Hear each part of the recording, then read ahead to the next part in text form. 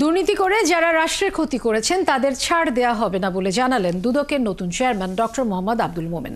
তিনি জানান, রাজনৈতিক প্রভাবমুক্ত হয়ে কাজ করবে কমিশন। কাজে স্বচ্ছতার জন্য আগামী 7 দিনের মধ্যে নিজেদের সম্পদের বিবরণী জমা দেবেন দুদকের নতুন চেয়ারম্যান। জেমসন মাহবুবের প্রতিবেদন। কমিশনের শূন্যতা কাটিয়ে অবশেষে দুর্নীতি দমন কমিশনে যোগ দিলেন নতুন চেয়ারম্যান ডক্টর মোহাম্মদ আব্দুল মোমেন ও কমিশনার আলী আকবর আজিজি। 5 আগস্ট শেখ হাসিনার দেশ ছেড়ে পালিয়ে যাওয়ার পর পদত্যাগ করেন সাবেক সরকারের আমলে নিয়োগ পাওয়া দুদক চেয়ারম্যান মঈনুদ্দিন আবদুল্লাহ ও 2 কমিশনার জহুরুল হক এবং আসিয়া খাতুন। এরপর কার্যত অচল হয়ে পড়ে দুদকের অনুসন্ধান সহ বিভিন্ন মামলার কার্যক্রম। সাবেক কমিশনের পদত্যাগের পর ঝুলে যায় হাজারেরও বেশি অভিযোগের বিষয়ে সিদ্ধান্তের।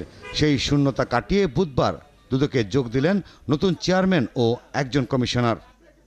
দুদকে যোগ দিয়েই দুর্নীতির বিরুদ্ধে নিজের শক্ত অবস্থানের কথা জানান দেন নতুন চেয়ারম্যান। গণ অভ্যুত্থানের পর নতুন বাংলাদেশ কখনো দুর্নীতির কারণে পিছিয়ে পড়বে না বলে প্রত্যয় ব্যক্ত করেন নতুন চেয়ারম্যান ও কমিশনার।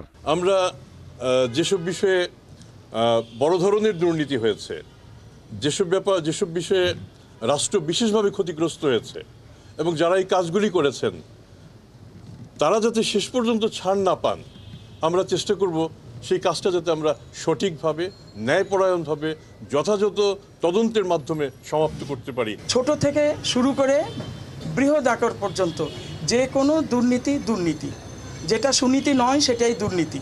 এর জন্যে দায়ী ব্যক্তিদেরকে চিহ্নিত করা দুর্নীতি দমন কমিশনের কাজ।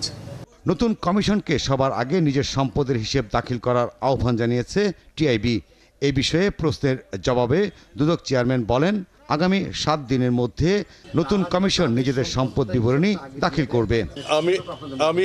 আমি একেবারে স্পষ্টভাবে বলি, আগামী 7 দিনের মধ্যে নতুন যে কমিশন, এই কমিশনের হিসাব আপনারা পেয়ে যাবেন। মুখের প্রতিশ্রুতির চেয়ে আপনারা আমাদের সাথে আবার যখন পরবর্তী সময় যখন দেখা হবে, আমরা কাজের মাধ্যমে প্রমাণ করব যে আমরা হয়রানি খানিকটা কমাতে পেরেছি কিনা। বুধবার কমিশনে যোগ দিয়েছে চেয়ারম্যান ও একজন কমিশনার।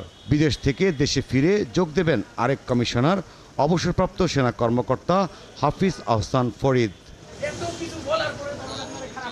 জেমসন মাহবুব, 71, ঢাকা।